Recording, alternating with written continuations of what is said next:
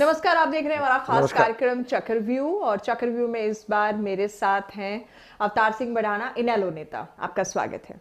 बहुत नमस्कार। सबसे पहले तो यही, जब इंट्रोडक्शन आजकल होता है तो कांग्रेस की जगह इनेलो नेता कहा जाता है। ये बदलाव को आप किस तरह से देखते हैं? एक लंबा अरसा आप कांग्रेस के साथ रहे और उसके बाद अब दोबारा से इनेलो का दामन आपने थामा।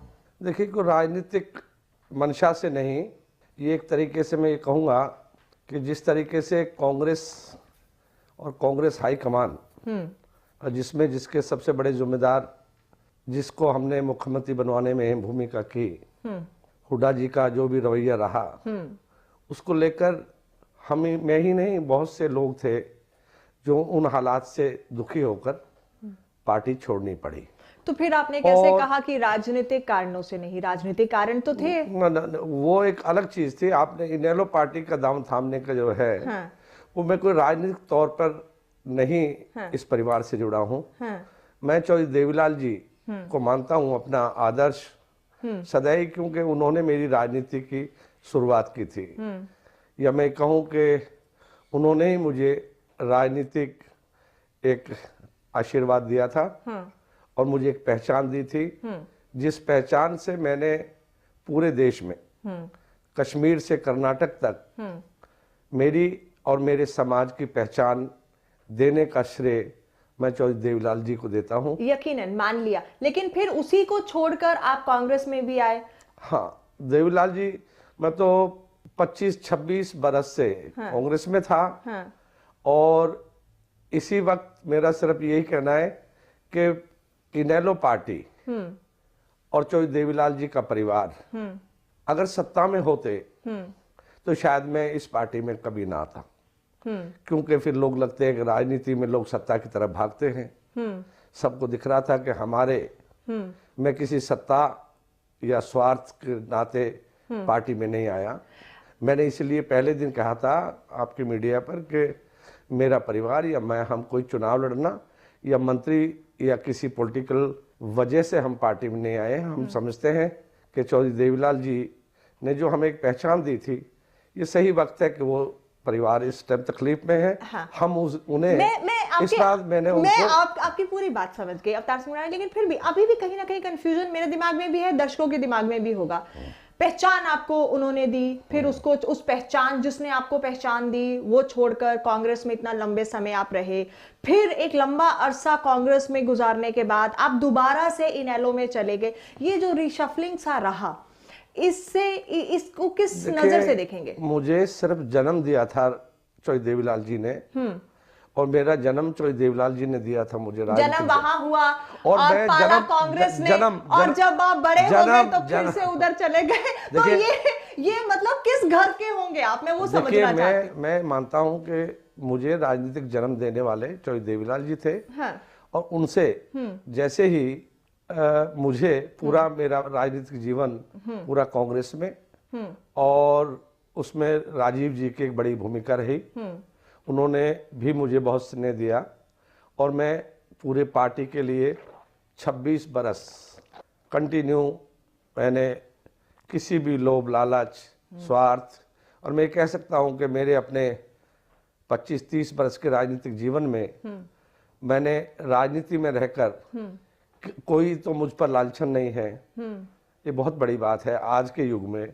एक पैसे का मैं दागी नहीं हूं, और मैंने सदैव लोगों के लिए राजनीति की है। मैंने अपने परिवार के लिए, अपने लिए नहीं की है। नहीं, राजनीति में रह के कोई ये कहे कि मैं राजनीतिक कारणों से राजनीति में नहीं और राजनीतिक कारणों से मैंने ये नहीं बदला, तो समझना बड़ा मुश्किल हो जाता है। नहीं, आप उसको थोड़ा सा दूसरी वे में ले रहे हैं। मैं ये कह रहा है कि इनेलो पार्टी में मैं किसी राजनीतिक कारणों से इनेलो पार्टी में नहीं आया। चलिए, मान लिया आपकी बात। ऐसा लोगों मेरा ने माना। जन्म चौधरी देवीलाल जी ने दिया था। मैं पूरा राजनीतिक जीवन में, पूरा राजनीतिक जीवन मैं कांग्रेस में रहा। और कांग्रेस में जब लगा मुझे कि हमारा सम्मान भी सुरक्षित नहीं रह गया है और ऐसे हालात बन गए, हमने उन सारी चीजों को लेकर कांग्रेस प्रेसिडेंट को हमने अपनी बातें रखी। उन बहुत से लोग थे, उनमें मैं भी एक था, कि ये हालात ठीक नहीं है, ये इनके कारनामे ठीक नहीं है। उनको सबको लेकर जब उन्होंने अनसुनी की तो हमें लगा कि अब हमारा यहाँ रहना उचित नहीं है राजनीति में। मेरा ये कहना है कि इनेलो पार्टी में मैं कोई राजनीतिक कारणों से नहीं राजनीतिक पार्टी में आया हूँ। चलिए मान लेते हैं, सिर्फ मैं ये सोचकर हाँ। कि चौधरी देवीलाल जी ने जन्म दिया था, हाँ। और इस वक्त पार्टी में हाँ। इस परिवार के लिए हाँ। जो मैं अपना सपोर्ट दे सकता हूँ, हाँ। उस समाज से, जिस समाज को पहचान दी मुझे नहीं, हाँ। इस देश में गुजरों को पहचान देने में बड़ी भूमिका चौधरी देवीलाल जी की थी। मान लेते तो मैंने उस भूमिका को निभाया। मान लेते हैं, क्या मैं सीधी भाषा में कहूं लेकिन हाँ मान लेते हैं, लेकिन सवाल बरकरार रहेगा कि 26 साल बाद याद आया कि मुझे उस पहचान जिसने दी उस परिवार को आज मेरी जरूरत है, मुझे जाना। चलिए कोई बात नहीं, इससे हम आगे बढ़ते हैं। सुन लीजिए, बिल्कुल मैं सब कहूंगा कि अगर मैंने फिर कहा ना, अगर ये परिवार सत्ता में रहा तो शायद मैं ना आता। लेकिन जब ये सत्ता में थे, क्योंकि कांग्रेस डूबता जहाज था और आपको लग रहा था कि इनेलो पावर में आने वाली है, इसलिए आप इनेलो में चले गए। मेरा ये कहना है कि पार्टी अप एंड डाउन होता रहता है, पार्टियों में ऊपर नीचे होता रहता है, हार जीते होती रहती है, वो कोई मायना नहीं रखती। राजनीति जरूरी है। मेरा ये मानना है कि ये जितने भी वर्ष इनेलो पार्टी सत्ता में रही, मैं कभी उनके साथ नहीं गया, कभी उस परिवार के पास नहीं गया।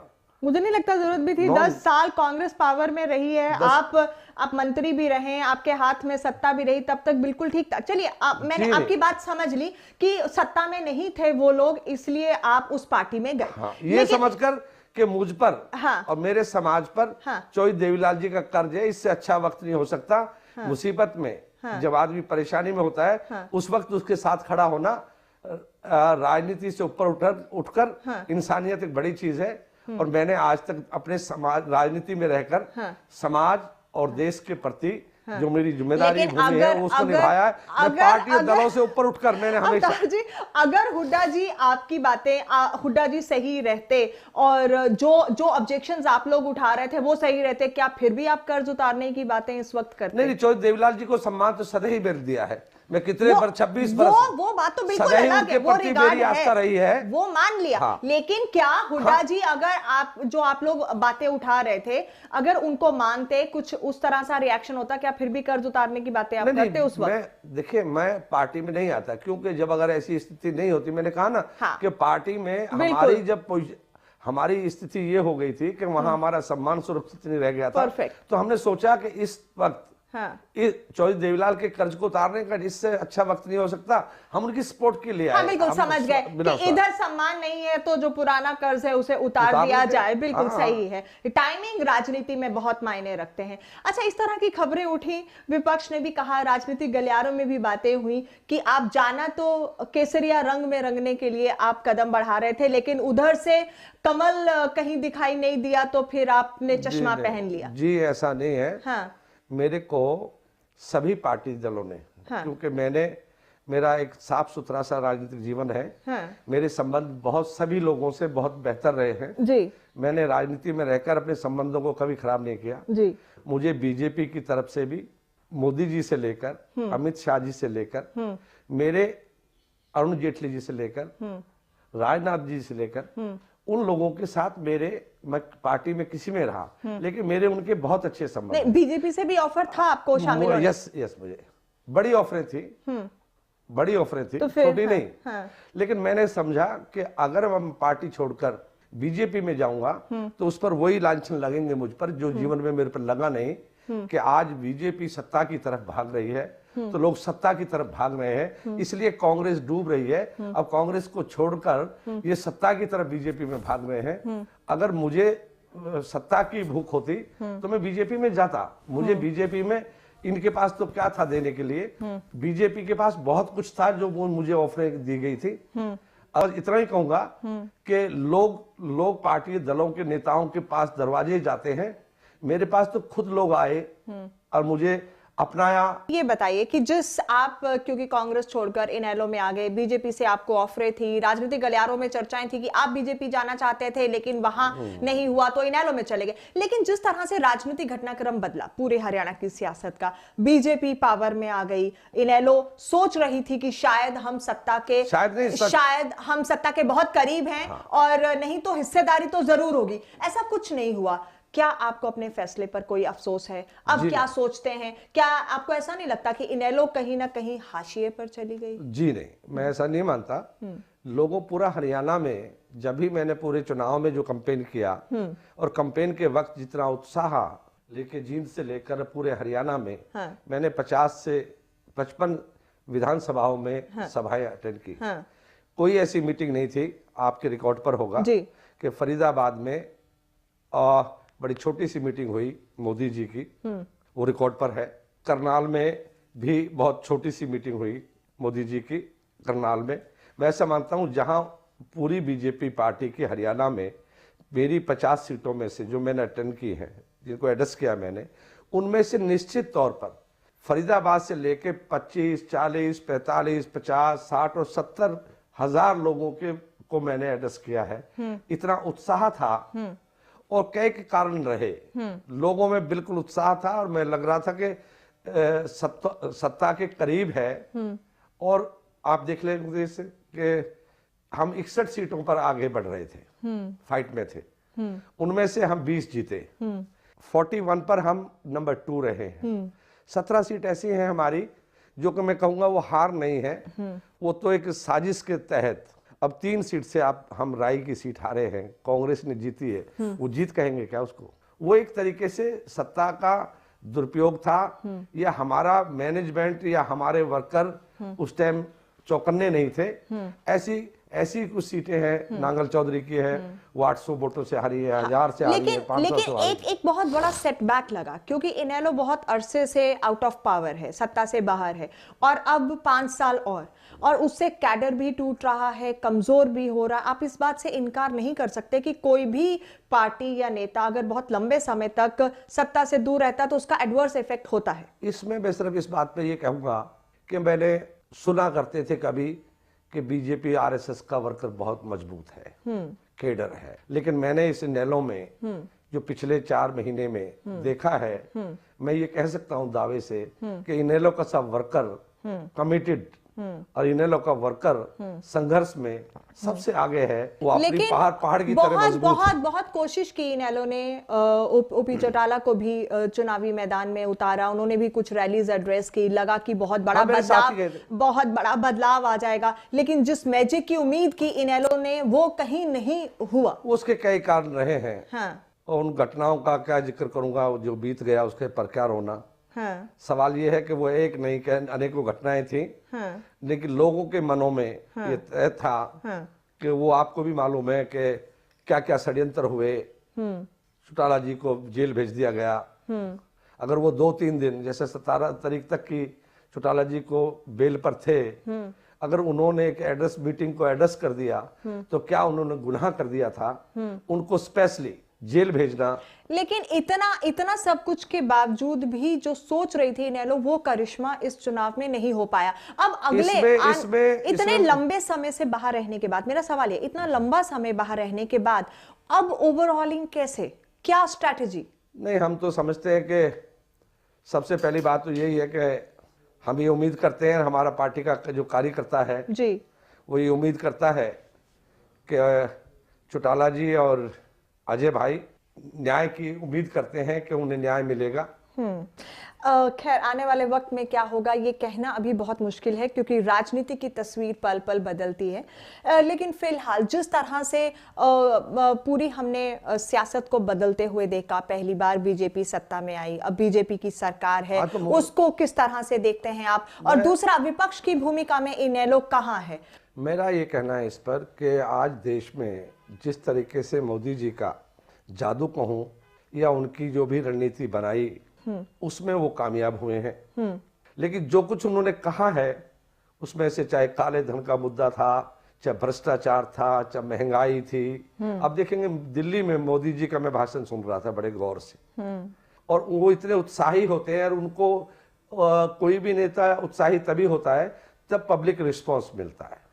उनको जहां भी मैंने उनकी मीटिंगें देखी है, सुना है, तो वहां का रिस्पॉन्स जो पब्लिक का था, पहली बार मैंने मोदी जी के भाषण में वो जज्बात नहीं देखे, वो चीजें नहीं उन्होंने टच किया कि जिसकी जनता, दिल्ली के लोग उसकी उम्मीद कर रहे थे कि दिल्ली का दर्जा मिलेगा, काला धन आएगा, बैंकों में मिलेगा, बेरोजगार बच्चे रोजगार को मिलेगा, और महंगाई से जान छूटेगी और भ्रष्टाचार पर मोदी रोक लगाएगा। जो दिल्ली में जो उनकी मीटिंग हुई है उससे लगता है कि उन्होंने उन सारे मुद्दों को छुआ तक नहीं, उससे वहां के लोगों में निराशा थी। और हरियाणा सरकार की जो अभी की कारगुजारी है उसे किस तरह से अभी तक मैं ये मानता हूं कि हरियाणा सरकार के पास ना मुद्दे हैं, ना उनको सरकार चलाने का अनुभव है। ये बात मैं बिल्कुल कहूंगा कि जिस तरह के मोदी जी ने अपने कार्यक्रमों में और पूरे देश को जो कोशिश है उनकी वो बहुत अच्छी है, उसको देश मानता है। वहीं खट्टर जी कोशिश बहुत अच्छी कर रहे हैं, वो उसी में चलना चाह रहे हैं जिस तरह मोदी जी ने देश को भरोसा दिया। खट्टर जी कोशिश तो कर रहे हैं, लेकिन हरियाणा में क्योंकि लोगों का, किसान, मजदूर, कर्मचारी, उनमें बड़ी हताशा और निराशा है। इतनी जल्दी, क्योंकि बहुत कम समय है, किसी भी सरकार को कम से कम 1 साल देना चाहिए और 1 साल से पहले तो किसी की सरकार के बारे में कुछ कहना उचित नहीं है। लेकिन फिलहाल ये आपसे जानना चाहूंगी कि अभी जिस तरह से कांग्रेस की हार हुई, आप एक लंबा अरसा उस पार्टी के साथ रहे हैं, हुड्डा जी के कामकाज पर आपने सवाल भी खड़े किए थे। अभी क्योंकि बागडोर किसी और के हाथों में दे दी गई, आपको लगता है कि ये बदलाव बहुत देर बाद हुआ है? इस बदलाव से कोई फर्क पड़ेगा या नहीं, या फिर मिस्टर हुड्डा अभी भी गाहे बगाहे कहते हैं कि सत्ता मेरे हाथ में हो तो मैं ये कर दूंगा? वो तो सिर्फ फजूल की बातें करता है। उसकी ना तो कोई हैसियत थी, ना उसका कोई आधार था। सारा हरियाणा जानता है उनको, हुड्डा जी को, कि हुड्डा जी क्या थे। हमारे साथ जब आए, उनको पार्लियामेंट की 91 में चुनाव की टिकट मिल गई और वो जीत गए भाग्य से, तो अपने आप को नेता कहने लगे। उससे पहले वो नहीं जानते थे कि वो 4-4 बार तो विधानसभा के चुनाव हार गया था। क्या थी उनका? तो अभी क्या? और मैं कहूंगा कि अगर ये कांग्रेस पार्टी ये गलती ना करती और जितने नेताओं ने कहा था कि इसको बदल दीजिए, इससे लोग नाराज हैं, इससे पर्टिकुलर एक चंद चार अपने एजेंटों और दलालों को और एक पुराना जिसको रोहतक कहते थे, पुराने रोहतक तक सीमित होकर, एक मुख्यमंत्री पूरे प्रदेश का होता है, उन्होंने सीमित कर दिया। वहीं से उन्होंने कुछ 2-4 सीटें तो धक्के से जीत ली, राय की 2-3 वोटों से, और बाकी वो 10-12 सीटें जीत ली। 5-7 लोग अपने आधार के लोग हैं, उनका अपना वजूद है, वो अपने वजूद पर जीते हैं। 5-7 सीटें जीत कर वो बैठ गया। और उसको अगर कांग्रेस को सोनिया गांधी जी और कांग्रेस पार्टी ऐसी हालत ना होती, सरकार बनाती, अगर इन्होंने सुनी होती तो इंद्रजीत को क्या जरूरत जाने की? जैसे इंद्रजीत ने 11 सीटें जिताई हैं, क्या जीती वीरेंद्र सिंह को जाने की? उसको मिनिस्टर बन जाता, कांग्रेस पार्टी बना रही थी, तो हुड्डा ने क्यों रोका उसको? वो जनता कोई बेवकूफ नहीं है, जनता सब कुछ देखती है। नेताओं से ज्यादा समझदार है जनता हरियाणा की, खासकर वैसे तो देश की है, लेकिन हरियाणा की बहुत ज्यादा जागरूक है और उनको ये देखते हैं ऐसे अनेकों नेता। तो आपकी हुड्डा जी के साथ क्या प्रॉब्लम हो गई? नहीं, मेरा ये कहना है कि हुड्डा जी ने जिस तरीके से अपने बर्ताव को, उन्होंने सिवाय सीएलओ करने के देश और दुनिया की तरफ तो ध्यान ही नहीं दिया। उनको कांग्रेस पार्टी और कांग्रेस के जो राइट लेफ्ट पिल्ले थे वो उसको चढ़ा रहे थे। लाखों करोड़ों रुपए, लाखों करोड़ के सीएलओ हो रहे थे, सबके मुंह बंद थे। और आखिरी तौर पर उन्होंने कांग्रेस हाईकमान को भी का मुंह बंद कर दिया, क्योंकि उन्होंने उनके दामाद को फंसा के अपने टोली में मिला लिया। उसका खमियाजा था ये। अगर इन्होंने इनको बदला होता, बदल दिया होता तो ये सूरत ना होती। ये कौन जाते? अब इंद्रजीत को 11 सीट जीती ना, जीत ले वहां हिरवाल में जाके। वीरेंद्र सिंह ने जीती ना जीत जाके। अगर ये सब लोग कांग्रेस में होते तो कांग्रेस को कोई हराने वाला नहीं था। लेकिन एक सवाल बड़ा इंटरेस्टिंग है जो अक्सर आजकल गूंज रहा है, वो ये है कि जितने लोग कांग्रेस से गए, जो बीजेपी में गए, वो तो आज बहुत अच्छी जगह पर सेट हो गए। अच्छी तो कुछ नहीं है, सब दुखी हैं। अच्छा, बात हुई आपकी? कौन कौन दुखी है जरा बताइए तो सब जानना चाहिए। किसी का राविंदर जी दुखी हैं? नहीं, किसी की। चौधरी वीरेंद्र दुखी हैं? नहीं, मैं किसी का नाम नहीं बता दीजिए कौन कौन दुखी है। नहीं, मैं जनरली की बात कर रहा हूँ, मैं किसी की पर्टिकुलर नहीं। लेकिन जो उनकी पूरी, ये तो पूछना हो तो मेरे पड़ोसियों से पूछ लो। बीजेपी में जो मिनिस्टर हैं। हाँ। अब और आपके जो पड़ोसी कौन रह गए? सब तो आपके अपने है ना, पड़ोसी है ना मेरे। अच्छा। इधर मेरे लालू जी पड़ोसी हो गए, इधर मेरे चौटाला जी हैं, इधर वो अनुराग है बीजेपी के, बड़ा सीनियर नौजवान नेता है, बड़ी बीजेपी की। मैं जानती हूँ। हाँ, तो उन लोगों को देख लीजिए कि मैं समझता हूं कि सिवाय कोई भी राजनीति में संतुष्ट नहीं होता। राजनीति एक ऐसी गेम है कि उसमें इंसान संतुष्ट नहीं होता, हर आदमी उससे आगे की सोचता है। इसलिए बीजेपी के जितने नेता हैं, मैं पहला आदमी हूं कि जो संतुष्ट हूं। राजनीति में संतुष्ट रहना लोग तो नहीं मानते। लोग कहते हैं अरविंद शर्मा ने छोड़ के बीएसपी हाथी पर सवार हुए, वो भी आज कहीं नहीं है, नहीं रहे। देखिए, और आप भी सोच के कुछ और आए थे। अब इनेलो में कहीं वो वाली जगह नहीं है जो कांग्रेस के लोग, सिवाय कांग्रेस के हुड्डा के 4 दलालों के सिवा बाकी बचा ही कुछ नहीं था। एक लिस्ट दूं मैं आपको। कांग्रेस के जो वजूद के लोग थे, एक ओर से लेकर जगदीश नेहरा से लेकर एक एक क्षेत्र में सैकड़ों ऐसे लोग थे जो वजूद के थे। वो 10 लोग तो बड़े नेताओं का नाम लिया मैंने, ठीक है ना, उसको लेकर। लेकिन मैं आज ये कहूंगा कि इस वक्त हरियाणा में सरकार इस तरह चल रही है जिसका हरियाणा के लोगों में हताशा और निराशा है। कांग्रेस के जमाने में भी इतनी लूट नहीं हुई थी जितनी आज भी हरियाणा में लूट है। अफसर लूट रहे हैं, ठीक है।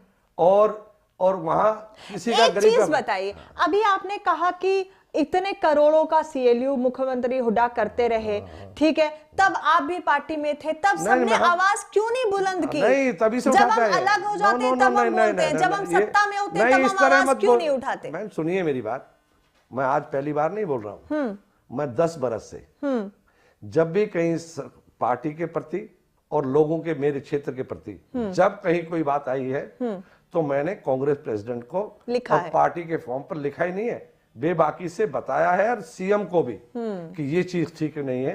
मैंने हमेशा, मैं पहला ऐसा एमपी या नेता हूं हरियाणा में जिस पर हुड्डा या कोई हरियाणा का लीडर एक पैसे का, एक गज जमीन का, एक पैसे का कहीं स्वार्थ, मेरे राजनीतिक जीवन में कितने सीएलओ हुए, कितने की लिस्ट उठाकर देख लिया हरियाणा में, कितने नेताओं के सीएलओ हुए, कितने लोगों को फ्लैट मिले, कितने लोगों को गुड़गांव मिले, कितने को लिस्ट आ रही है, आप पढ़ा देख रहे हैं। अवतार बढ़ाना पर एक गज जमीन का सीएलओ, एक पैसे का दाग, कोई और अपने हितों में, फरीदाबाद के हितों का जहां सवाल आया, मैंने कभी परवाह नहीं की। मैंने सीएम से लेके पीएम तक, मैंने चाहे बदरपुर फ्लाईओवर था, चाहे मेट्रो थी, जितने बड़े प्रोजेक्ट थे, मैं लोगों के लिए जिया और लोगों के लिए लड़ा हूं, और मुख्यमंत्री से मेरी कोई निजी लड़ाई नहीं है। चलिए, दिल्ली इलेक्शन को लेकर इनेलो कुछ सोच रही है? हाँ, कुछ आप जी पता लगेगी। दुष्यंत और अभय जी और सब लोग, अब कल वहाँ नीतीश कुमार और लालू जी, वहाँ सब लोग, अभय जी गए थे। तो आज अभी हमारी चौटाला साहब से मीटिंग होगी और उनसे पूछ के दिल्ली के चुनाव में क्या करना है और जो महागठबंधन बन रहा है उसके बारे में अभी फाइनल आज आ गया होगा। सबसे पहले तो हमारी चिंता है कि न्यायालय से हमारी फरियाद है कि न्यायालय हमें न्याय दे। चौटाला साहब और अजय भाई बाहर आ जाएंगे तो हम देश, दिल्ली नहीं, फिर तो हम देश जीत लेंगे, और जब तक वो नहीं आते हैं तब तक हमारे लिए बड़ा संघर्ष है, चुनौती है। चलिए, बेहद शुक्रिया हमारे साथ इस कार्यक्रम में शामिल होने के लिए। लेते हैं आपसे इजाजत, नमस्कार।